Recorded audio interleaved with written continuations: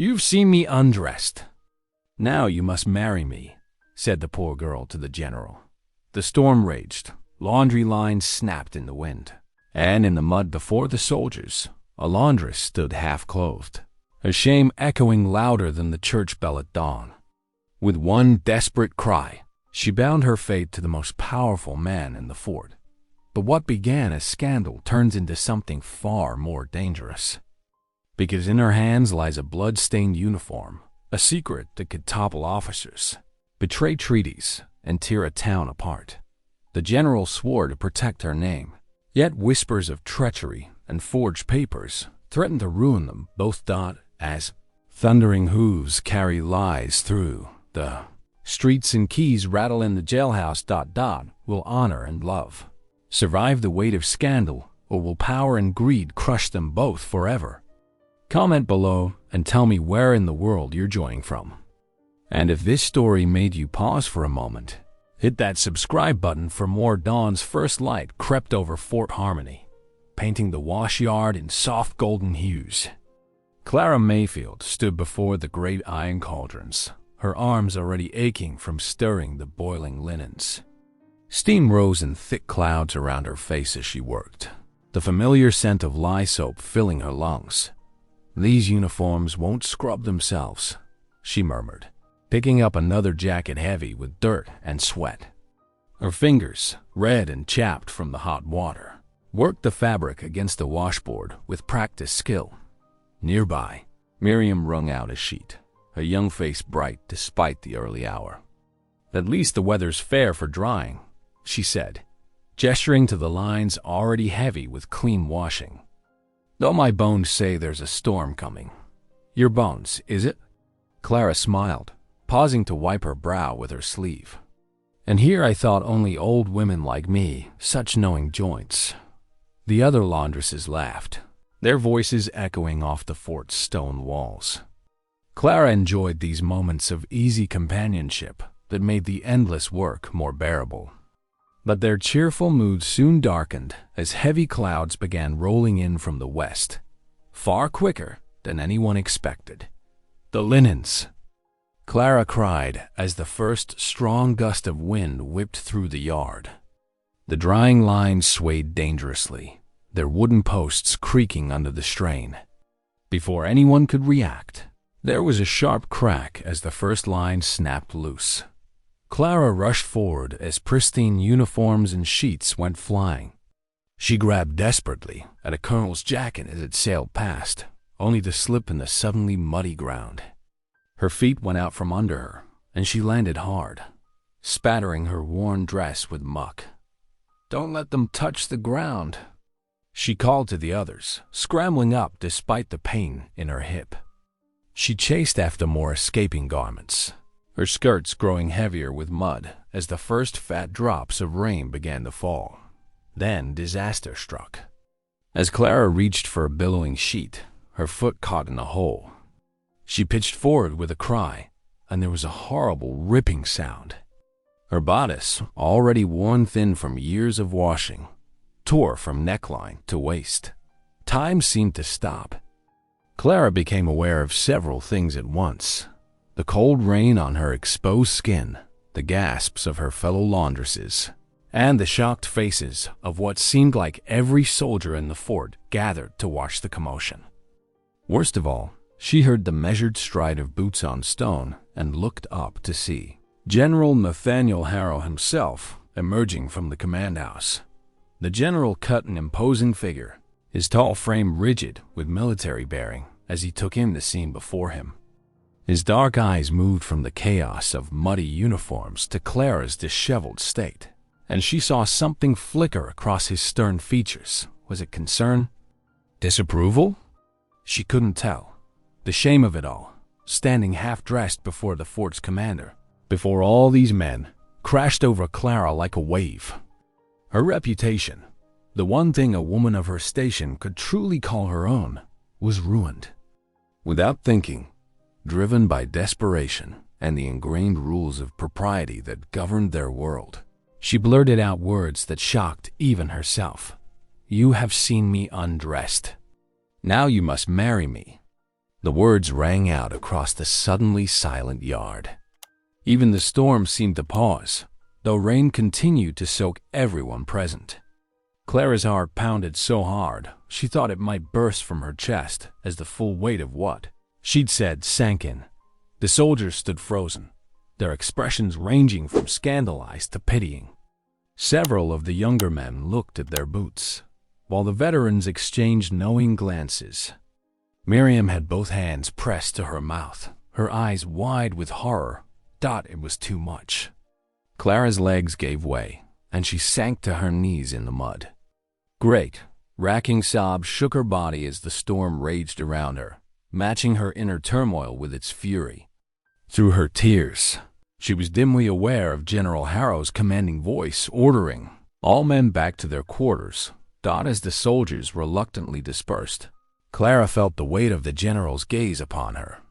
Though she couldn't bring herself to meet his eyes, she could sense him standing there, watching her with an expression she dared not try to read. Clara's knees trembled as she followed the stern-faced sergeant through the torch-lit corridors of Fort Harmony. The summons to General Harrow's hall had come just as she'd finished changing into her last clean dress, her hair still damp from washing away the afternoon's mud. The great oak doors of the hall loomed before her, and Clara's heart thundered in her chest. As they swung open, the sergeant announced, "Miss Mayfield, sir," as requested.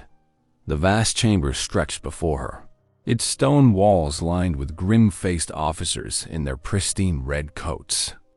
Dozens of beeswax candles cast flickering shadows across their features, the light catching on polished brass buttons and gleaming metals. Clara forced herself to walk forward, though her legs felt as weak as water. General Harrow stood at the far end, his tall figure commanding even in the dim light. His face remained as unreadable as it had been during that terrible moment in the wash yard. Clara stopped several paces from him and dropped into a clumsy curtsy, her cheeks burning with shame. "Miss Mayfield," the general's voice rang out clear and firm. "The events of this afternoon have placed you in an untenable position." Clara's throat tightened. This was it, her dismissal, her ruin. She would have to leave Fort Harmony, perhaps try to find work in some distant town where no one knew of her disgrace. But General Harrow's next words stopped her spiraling thoughts. "Therefore, I shall take you under my protection." A wave of whispers swept through the assembled officers. Clara's head snapped up, her eyes wide with disbelief. "You will be installed in the East Wing guest chambers," he continued, "where you shall remain until a more permanent arrangement can be made." "But, sir," Clara found her voice, though it quavered. "I am but a laundress. Such quarters are far above my station. Your station, Miss Mayfield, is now that of my ward." His tone brooked no argument. "The matter is settled." From the shadows, Clara heard the shocked murmurs of servants who had gathered to witness the proceedings. Mrs. Thimbleton, the housekeeper, stepped forward with a pinched expression. "I shall show her to her quarters, General." "Very good." General Harrow's eyes met Clara's directly for the first time. "Miss Mayfield, you need not fear for your reputation. I act not for affection, but for honor." Clara felt the weight of his words settle over her like a heavy cloak. She managed another curtsy, this one deeper than the first. "You are most generous, sir." Mrs. Thimbleton's steps echoed sharply against the stone floor as she led Clara from the hall. They climbed a narrow staircase, passing fine tapestries and polished wooden panels that Clara had only glimpsed while delivering clean linens. The guest chamber, when they reached it, was larger than any room Clara had ever called her own. A small fireplace crackled with fresh-laid wood, and clean rushes covered the floor. The furniture was simple but well made. A wooden chest, a washing stand with a ceramic basin, and a narrow bed with a fresh straw pallet. "This is far too fine," Clara whispered. Mrs. Thimbleton sniffed. "The general has his reasons, though heaven knows what they are. Your things will be brought up shortly." With that, she departed, leaving Clara alone in her new quarters. the reality of her situation crashed over her like a wave. This morning, she had been nothing more than a laundress, content with her humble place in the world. Now, through one moment of madness and the general's unexpected mercy, she found herself elevated far beyond her proper sphere. Clara sank to her knees beside the straw pallet, clasping her rough hands together. "Dear Lord," she whispered into the quiet room, "grant me the strength to bear this change with dignity. Let me not shame myself or the general with my common ways," her voice caught. "And please, guide my heart through whatever trials await me in this strange new life." The candle flames danced on the wall, casting long shadows across her bowed figure as she remained there, a humble laundress adrift in a sea of uncertainty, praying for the wisdom to navigate these unfamiliar waters. The morning sun had barely crested the fortress walls when Clara made her way to the laundry yard. Her new chamber's comfort only made her more determined to prove herself worthy through honest work. The familiar scent of lye soap and steam welcomed her, though the welcome from her fellow laundresses was markedly cooler. "Well, if it isn't Our Lady of the Fine Chambers," Martha Tilling muttered, loud enough for all to hear. She kept her eyes fixed on her scrubbing board, her knuckles white against the worn wood. "I'm still myself," Clara replied quietly, reaching for her old apron. The rough fabric felt like armor against the sideways glances and whispered comments. "The work needs doing, same as always." Sarah, the youngest of the laundresses, offered a tentative smile. "We saved you your usual spot, Clara, though perhaps you won't be wanting it anymore." "This is exactly where I want to be." Clara tied her apron strings with familiar motions and rolled up her sleeves. The great copper kettles steamed in their brick settings, waiting for the day's loads of linens and uniforms dot as the morning wore on. The initial tension began to ease. The endless routine of sorting, soaking, scrubbing, and wringing left little room for awkwardness. Clara's hands remembered their work, and slowly, the other women's voices grew less guarded around her dot. It was near midday when Clara discovered it. As she sorted through a fresh pile of officers' uniforms, her fingers caught on something stiff and dark. Pulling the red coat from the heap, she found dark stains crusted along the sleeve and collar. Blood, and not a small amount. Her heart quickened as she recognized the rank insignia. This was Major Rowley's uniform, though he had not been reported injured in any way. The stains had been deliberately hidden in the folds, as if someone had tried to bury the evidence in the weekly wash. Without fully understanding why, Clara glanced around to ensure no one was watching, then quickly folded the coat and tucked it into her personal washing basket. Something about those stains felt wrong, like a secret that should not be so carelessly discarded. The rest of the day passed in a blur of steam and suds, but Clara's mind kept returning to the hidden uniform. As evening approached, she gathered her things, including her basket with its dangerous cargo. Walking back toward her new quarters, voices drifted from an open window above. Clara recognized Major Rowley's sharp tones and instinctively pressed herself against the cool stone wall. The skirmish was necessary, Rowley was saying, his voice tight with frustration. No savages needed to be taught their place. Treaty be damned. You exceeded your authority. Another officer responded, softer but stern. If word reaches London that we violated the peace accords, who would dare speak against us? The natives? They will not be believed. And our men know to keep silent. Clara's hands trembled as she clutched her basket closer. The bloodstains suddenly made terrible sense, evidence of an attack that should never have happened, that violated terms of peace with the local tribes. No wonder the uniform had been hidden among the common washing, where a laundress's discovery would carry no weight. But she had discovered it. And now she knew why it had been concealed. The voices moved away from the window, and Clara hurried down the torchlit corridor to her chamber. Once inside, she bolted the door and pulled the uniform from her basket. The candlelight caught the dark stains, making them look almost black against the red wool. Sinking to her knees beside her bed, still clutching the damning evidence beneath her apron, Clara whispered, "Lord, what have you set before me?" The uniform felt heavy in her hands, heavy with more than mere fabric and buttons. It was weighted with knowledge that could destroy careers, shatter the fragile peace with the native tribes, and perhaps even cost lives.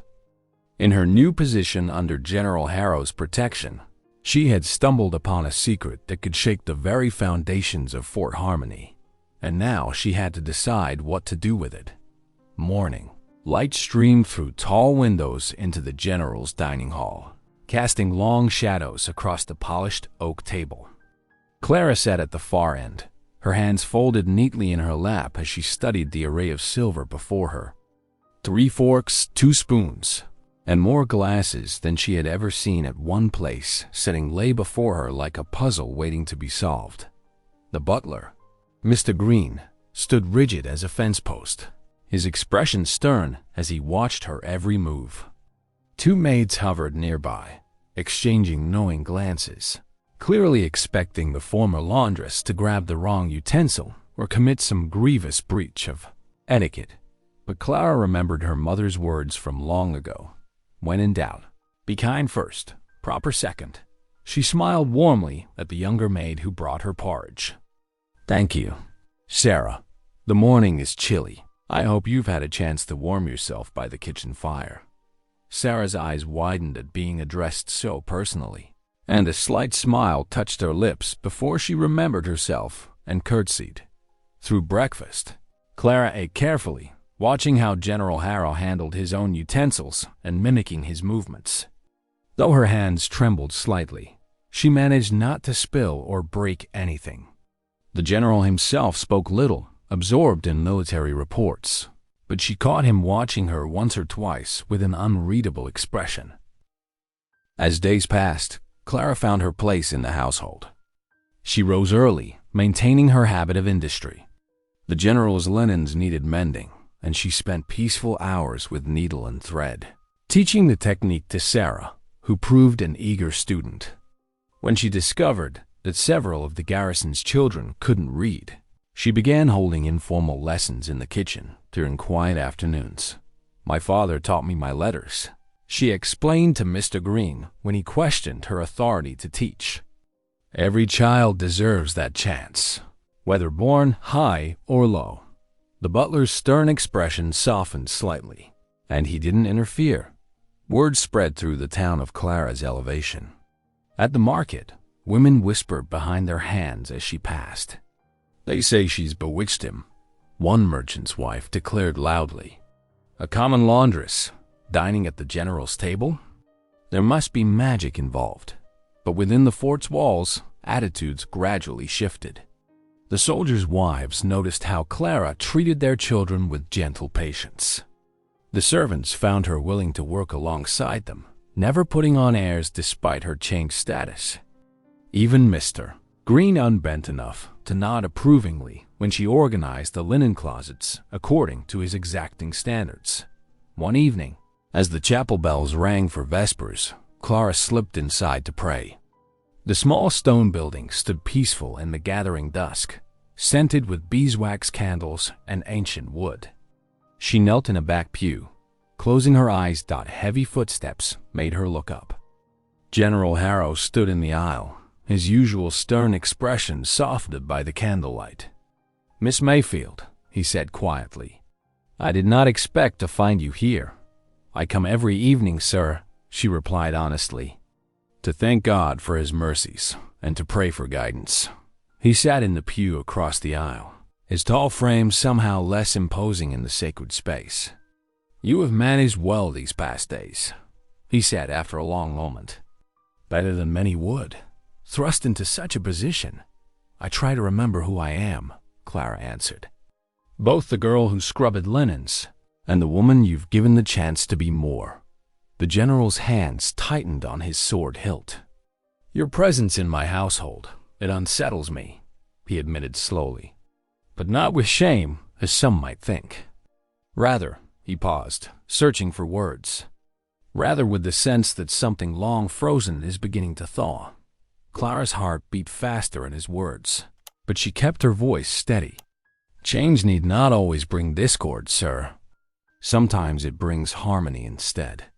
The chapel bells tolled the end of Vespers, and they sat in companionable silence as the last rays of sunset painted the windows in gold and crimson. The autumn evening wrapped Fort Harmony's cobbled streets in a gentle chill as Clara walked between her two companions. Sarah and Beth, fellow laundresses who had shown her kindness through these strange weeks, flanked her like protective sisters. Oil lanterns cast dancing shadows on the stone walls, and the sound of hymns drifted from the town's small church ahead. Clara smoothed her borrowed dress, a simple blue cotton, the finest she had ever worn, and touched the ribbon at her throat. "I should not have come," she whispered, but Sarah squeezed her arm. "Nonsense. You've as much right to worship as any of them," Sarah said firmly, though her eyes darted nervously at the gathering crowd near the church steps. The town's harvest supper filled the church hall with warmth and the scent of roasted meats and fresh bread. Candles flickered in iron sconces, casting a golden glow over long wooden tables draped with white cloth. Clara felt the weight of stairs as she entered, heard the sudden hush in conversations. The laundress, who called herself a general, someone whispered, loud enough to carry. Above herself, "That one," came another voice. Clara lifted her chin and moved toward an empty space at one of the lower tables. She would not shame the general by presuming to sit higher. Sarah and Beth settled beside her, their shoulders touching hers in silent support. The meal progressed with stilted conversation and sidelong glances. Clara ate little, though the food smelled wonderful. Her throat felt too tight for more than small sips of water. When Mistress Pembroke, the prosperous merchant's wife, approached their table, Clara rose respectfully. "I see you found your proper place," Mistress Pembroke said, her smile sharp as a needle. "Though some might say even this is too fine for one who scrubs soldiers. Small clothes."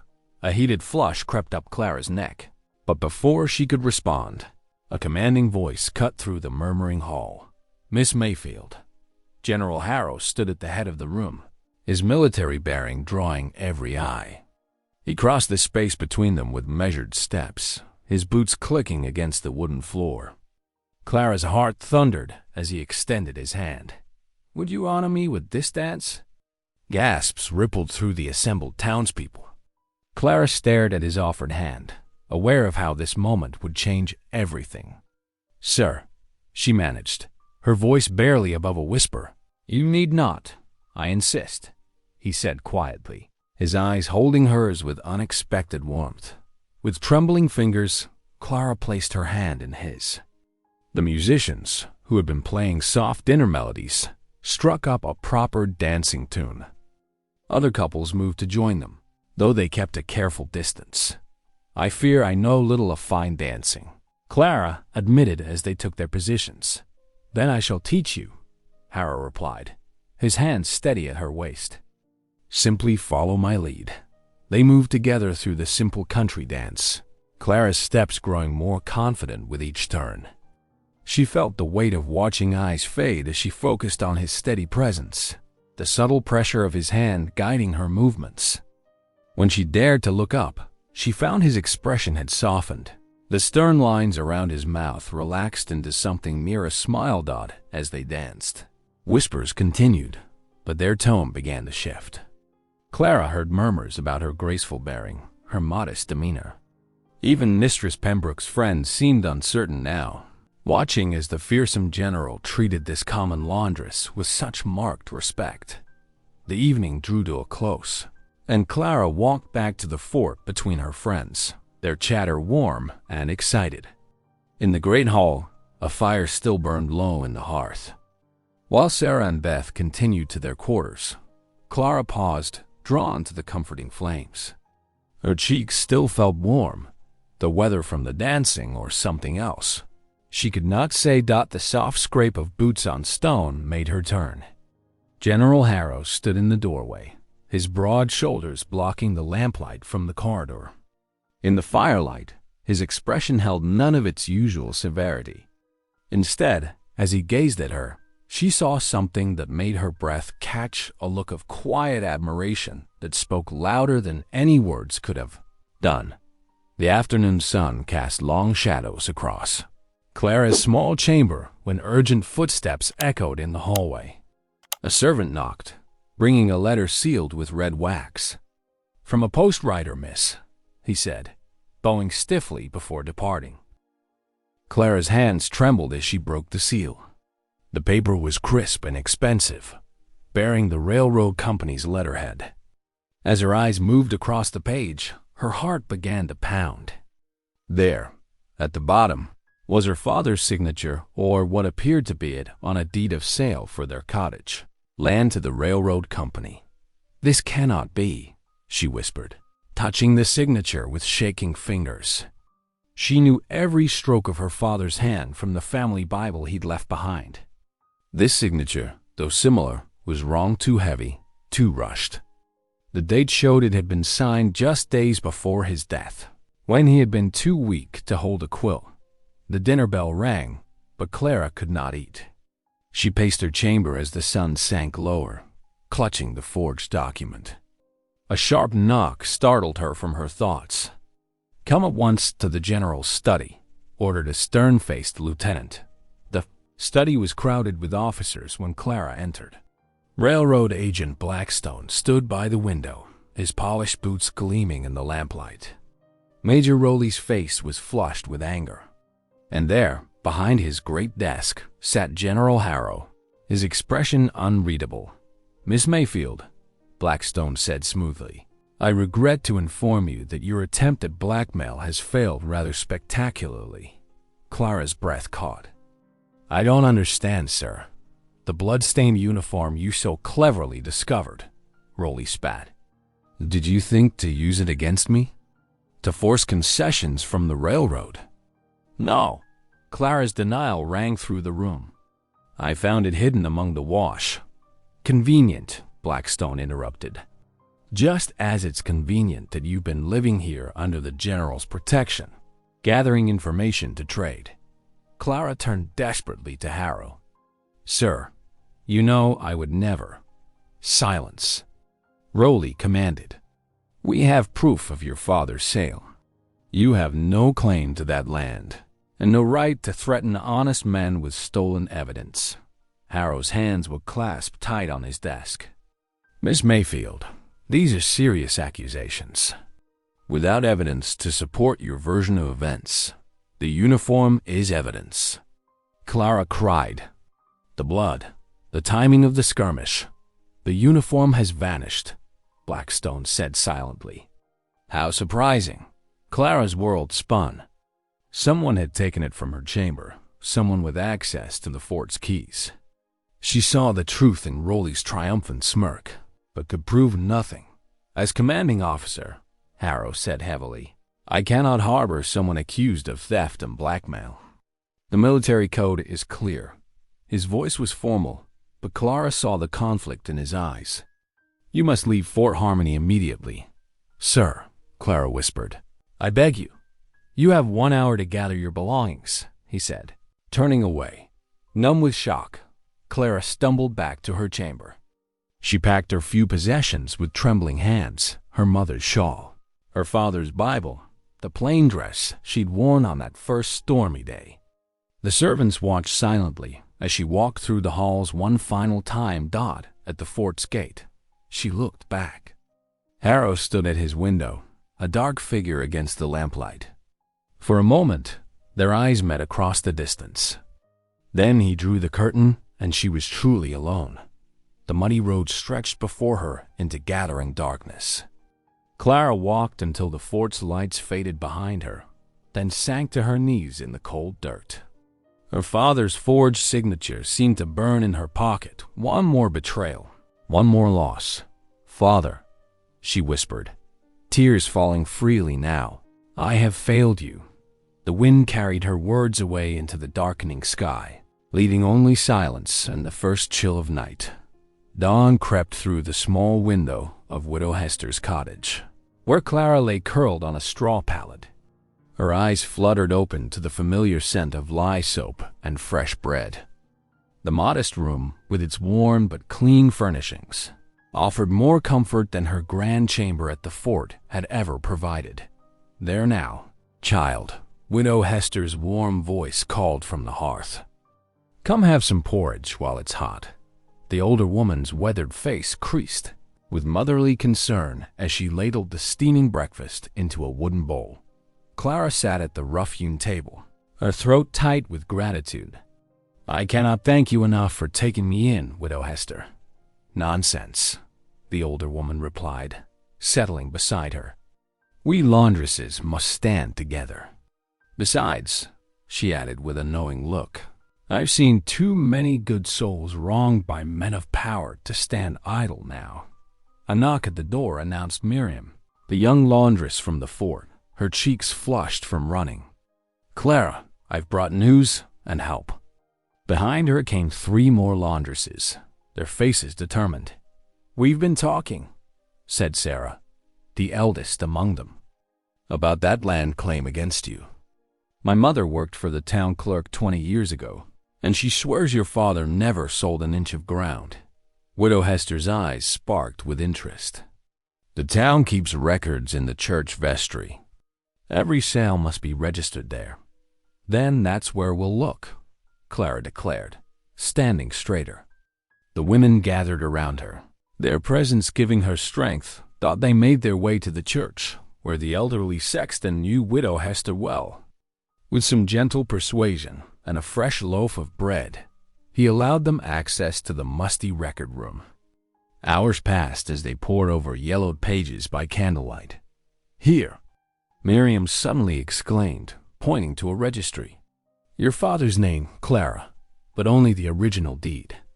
No sale recorded, not ever." Clara's hand shook as she examined the page. "The railroad's paper must be forged, just as I suspected. But we need more to prove Major Rowley's involvement." "Speaking of the Major," said Jane, another laundress, lowering her voice, "I remember something strange from 3 weeks past. I was gathering herbs by moonlight for my sick child when I saw him return to the fort. He was clutching his arm, trying to hide bloodstains. The night of the secret skirmish," Clara whispered, remembering the uniform she'd found. "The very same night he broke the treaty and attacked the settlement." The women huddled closer, their faces grave in the dim light. "You'll need to speak truth before all," Widow Hester said firmly. "We'll stand with you. But how can I return?" Clara asked. "I've been cast out. My word counted worthless against an officer's. You'll return with us," Miriam declared, her young face fierce with loyalty. "All of us." Let them try to dismiss the word of 6 respectable women speaking as one. As dusk approached, Clara gathered the documents proving her father's ownership. Her heart pounded, but her steps were steady as she prepared to leave the cottage. One by one, the laundresses joined her outside. Widow Hester, Miriam, Sarah, Jane, and Mary, each wearing their Sunday best, faces set with determination. "Remember," Widow Hester said, squeezing Clara's hand, "you carry not just your own honor now, but truth itself. Walk proud." They formed a line along the dirt road, Clara in their midst, like a shield of sisters protecting their own. The setting sun painted the sky in fierce colors as they began their march toward town, their shadows stretching long before them. Clara clutched the precious papers to her chest, drawing strength from the steady presence of these women who had chosen to stand beside her. "Together, then," Clara said softly, and they moved forward as one, their footsteps raising small clouds of dust in the golden evening light. The town's church bells tolled in the distance, calling the faithful to evening prayers. As this small army of laundresses advanced toward justice, morning bells echoed through the town as people streamed into the great hall. Their boots scraped against wooden floors, and whispers filled the air like rustling leaves. Clara stood near the back, her heart pounding beneath her worn dress. while the laundresses gathered close around her like a protective wall dot at the front of the hall. Major Rowley cut an imposing figure in his pressed uniform, standing beside the railroad agent, Mr. Blackstone. Their confident smile spoke of assured victory as they spread their papers across the wooden table. General Harrow sat at the judge's place, his face carved from stone, his shoulders rigid with the weight of duty. "Let us begin," Harrow announced, his voice carrying to the rafters. "The matter before us concerns disputed land claims and—" He paused, his eyes flickering briefly to Clara. "And accusations of misconduct within the fort." Mr. Blackstone stepped forward, his polished boots clicking on the floor. "We have here," he declared, holding up a yellow document, "the proper transfer of deed, signed by Thomas Mayfield himself. The land belongs to the railroad. Fair and legal." Murmurs rippled through the crowd. Clara felt Widow Hester's warm hand press against her back, giving her strength. Taking a deep breath, she stepped forward. "If it please the court," Clara said, her voice trembling at first, but growing stronger with each word, "I have evidence that tells a different tale." Major Rowley's face darkened. "The word of a mere laundress. The word of truth," Clara cut in, drawing gasps from the assembly. She reached into her basket and withdrew the blood-stained uniform, holding it high. This uniform was found hidden in the wash, bearing Major Rowley's name and the blood of his misdeeds. The hall erupted in shocked whispers. General Harrow leaned forward, his eyes sharp. "Explain yourself, Miss Mayfield. On the night of the 15th, Major Rowley led an unauthorized attack beyond our borders, breaking the peace treaty." Clara's voice rang clear now, filling every corner of the hall. "The same night he claimed to be negotiating with the railroad agent." "Lies!" Rowley thundered, but his face had gone pale. Behind Clara, the laundresses began to rise, one by one. Widow Hester spoke up, her weathered face proud. "I treated the Major's wounds that very night." He swore me to silence. More voices joined in. "We saw the writers. The treaty papers were altered." The solidarity of the washerwomen, united in truth, began to sway the crowd. Mr. Blackstone tried to regain control. "The deed is forged," Clara declared, producing the town records she and the laundresses had discovered. "My father's true signature appears here on his death notice. Any eye can see they do not match." General Harrow rose slowly, his commanding presence silencing the hall. He examined both documents, his jaw tightening. "The lady speaks truth.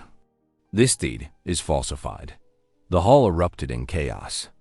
Major Rowley, his scheme unraveling, turned and bolted for the door. Several soldiers moved to pursue him, but Harrow's voice cut through the clamor. "Let him run. His guilt is proved, and justice will find him." Mr. Blackstone, seeing his carefully laid plans collapse, gathered his papers with trembling hands. "This is not the end of the matter," he threatened. But his words carried no weight now. The townspeople pressed forward, examining the evidence for themselves. Clara stood steady, supported by her sisters of the wash, as the truth she had fought to reveal finally came to light. Her eyes met Harrow's across the crowd, and in his gaze she saw not the stern judge, but a man seeing her truly for the first time. The general rose from his seat, his eyes never leaving Clara's face. The morning sun through the high windows caught the silver in his hair, and something deeper than respect showed in his expression. The hall continued to buzz with excitement around them, but in that moment, it was as if they stood alone, connected by a thread of understanding that transcended rank and station. The railroad scheme lay in ruins, exposed by the courage of a laundress and the loyalty of those who worked alongside her. As Clara stood tall among her sisters of the wash, she felt not the shame that had driven her from the fort, but the quiet pride of one who had fought for truth. And one evening, shadows lengthened across Widow Hester's small cottage as Clara sat in a worn wooden chair near the hearth. The day's events had left her exhausted, yet her heart remained full. The familiar scents of lavender soap and fresh bread filled the humble room, bringing comfort after such tumultuous hours. "You did well today, child," Widow Hester said softly, stoking the fire. "Your father would be proud." Clara managed a tired smile, watching the flames dance. Her fingers absently smoothed the worn fabric of her skirts, still hardly believing all that had transpired. The other laundresses had scattered to their homes, but their warmth and support still lingered in her heart. The sudden sound of carriage wheels on the cobblestones outside drew their attention. Clara rose, puzzled. Few carriages ventured to this humble corner of town. Through the small window, she glimpsed a fine military coach, its polished surface gleaming in the dusk light. Her heart skipped as General Nathaniel Harrow himself stepped down from the carriage. He cut an imposing figure in his dress uniform, his plumed hat catching the last rays of sunlight. With measured steps, he approached the cottage door. Widow Hester hurried to answer his knock, curtsying deeply. "Your Grace, we are honored." Harrow removed his hat with careful reverence, revealing the softness in his expression that his military bearing usually concealed. "Good evening, Widow Hester. Might I have a word with Miss Mayfield?" Clara stood frozen, her hands clasped tightly before her. The general's presence filled the small room as he entered, yet there was nothing of judgment in his bearing now. To her astonishment, he lowered himself to one knee before her, his movements deliberate and dignified. "Miss Mayfield," he began, his voice gentler than she had ever heard it. "Clara, these past weeks have taught me much about courage and dignity. I watched you face humiliation with grace, scandal with fortitude, and injustice with unwavering truth." Clara's breath caught in her throat. Widow Hester pressed her hands to her mouth, tears gathering in her eyes. "When first we met," Harrow continued, "it was scandal that brought us together. I offered protection out of duty, believing it the honorable course." He reached for Clara's trembling hand. "But now I come before you not from obligation, but from love." The fire crackled softly in the silence that followed. Clara's heart thundered in her chest as Harrow's words hung in the air between them. "I saw you humbled," he said, his voice thick with emotion, "yet you stood taller than kings. Your heart shows more nobility than any title could bestow." His grip on her hand tightened. "Clara Mayfield, will you be my wife?" Tears spilled down Clara's cheeks as she gazed at this proud man kneeling before her. Gone was the stern general, replaced by a man whose heart spoke plain truth, just as she had always done. "I shall seek a special license," he promised, "so we might marry without the reading of banns. No whispers of scandal shall touch our union, only love shall speak its name." Clara's voice trembled as she answered, "Yes, my lord. With all my heart, yes." Harrow rose, drawing her into his embrace. The simple gesture spoke volumes. No longer did rank stand between them. Love had bridged that mighty gulf. Widow Hester burst into joyful tears, clasping her hands together. Other laundresses, drawn by the sight of the general's carriage, began to gather at the door. As word spread, they filled the small cottage with their presence, faces shining with joy and triumph. "Our Clara," they whispered, embracing her one by one. Elevated by love, not scandal, Clara found herself surrounded by these women who had become her family, their work-worn hands offering blessings and congratulations. They had stood with her through disgrace and vindication, and now they celebrated as one of their own found happiness beyond their wildest dreams. In their midst, Clara felt the truth of it all. She had not risen above her sisters of the wash, but rather proved that true worth knew no rank. As Harrow's hand found hers again, she saw in his eyes the same understanding. Love had not merely elevated her. It had revealed the nobility that had dwelt in her heart all along. The fort's small chapel glowed with warmth on this winter morning as dozens of candles flickered in their brass holders. Through stained glass windows, Pale December light cast rainbow patterns across the wooden pews where soldiers and townsfolk sat shoulder to shoulder, their breaths visible in the cool air. The priest stood before the altar, his voice clear and strong as he read the banns for the third and final time. I published the banns of marriage between General Nathaniel Harrow of Fort Harmony and Miss Clara Mayfield of this parish. If any person knows cause or just impediment why these two persons should not be joined together in holy matrimony, they are to declare it. This is the third time of asking. A reverent silence fell over the congregation. The only sounds were the soft crackle of candle flames and the whispered prayers of those gathered. Ladies of the town dabbed at their eyes with delicate handkerchiefs, while weather-worn soldiers sat straight-backed in their dress uniforms. The chapel door opened, and Clara appeared in the entrance. Her gown, though simple, had been crafted with loving care by her sisters of the wash. White muslin flowed gracefully, adorned with tiny pearls they had saved from their own wedding dresses.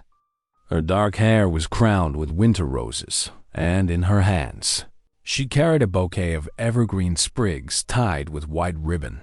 Widow Hester, standing proud as any duchess, gave Clara's arm a gentle squeeze before the young bride began her walk down the aisle.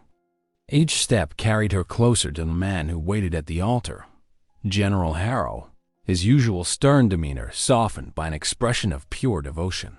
Clara's heart thundered beneath her bodice as she approached.